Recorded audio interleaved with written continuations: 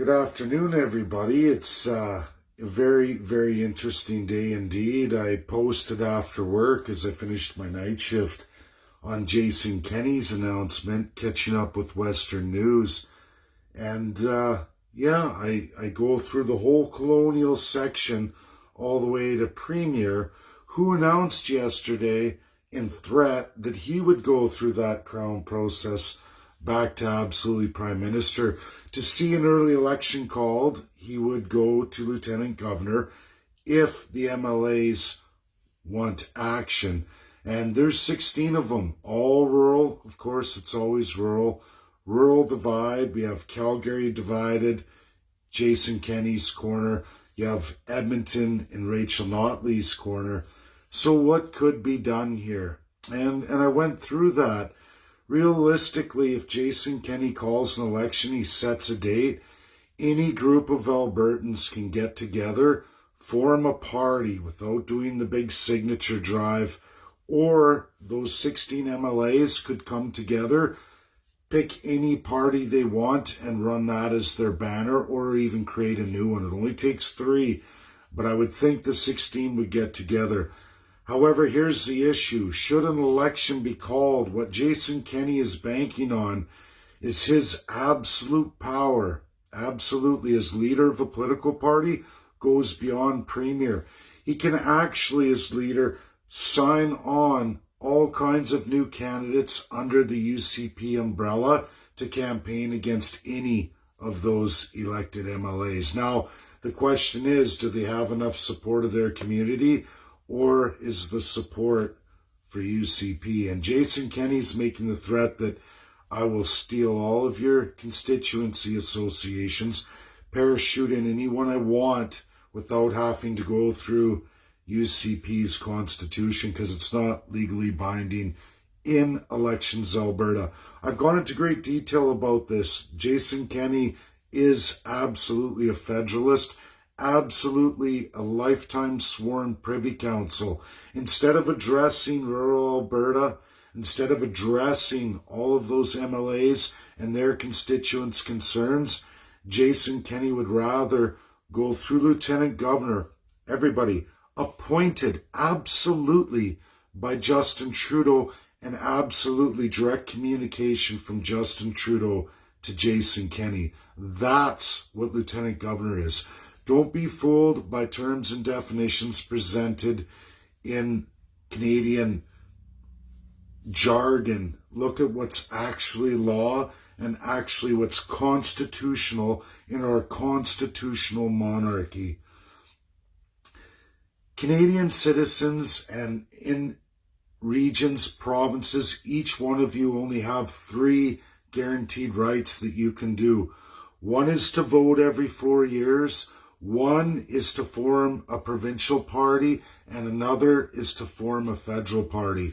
I've gone on to do the federal, as absolutely you could mandate every province and every territory with colonial power alone embedded in our constitution. But you, the Alberta citizens, should Jason Kenney do this, you can, regardless of everything, get 87 of you together. If you wish, it has to be a minimum of 44. It's what I did in 2019 as I went through my signature drive, and that hit. We didn't have enough, and we finished it by doing that. And we ended up with 67 candidates, well over 9,500 signatures. But you, citizens of Alberta, in the province of Alberta, should your Premier Jason Kenney do this to you, rural's not enough. You need to get at least 44 individuals in 44 ridings, whether that's Edmonton, whether that's Calgary, absolutely all rural ridings. I always suggest 87. There's a cost of only $500. You need a society. If you don't have it pre-registered, you'll have to pick one, find one. There's lots out there. All kinds of individuals have set some up. That attaches to your party. That's required. Only 5 members of a board for the party in pre-registry, 5 people for the board of the society. When Elections Alberta is satisfied, Each of the candidates pays their $500. Each of them got their signatures in their riding, which is not a very hard job at all. It can be done. I know I did it. And so did a lot of Albertans who were attached to the party. That's what you can do, and you can run in the next election on any new party. I suggest absolute constitutionalism, a provincial constitution. That's the provincial way. That's the provincial way. Get a majority, and then as premier in a majority, you can mandate a constitution in Canada. The better way, the way I'm going, is to go federally to mandate every province, every territory. If you get the prime ministership, you automatically get all crown power, which means you can dismiss and appoint governor general. You can dismiss and appoint all lieutenant governors of every province, every territory. Not one act in legislature or parliament can be ascended. Canada bills and acts, they're actually, bills, can only be ascended by Governor General, meaning Prime Minister has to say yay or nay.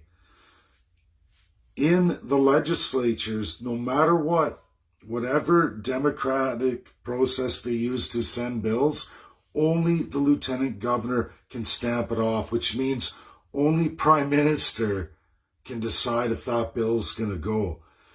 So if you get federal status under the Canadian Constitutionalist Party, all rules are out the door. The courts are subject absolutely to Governor General when it's the Supreme Court, and for all lieutenant governors is the Superior Courts. We have what's called King's Court in Canada.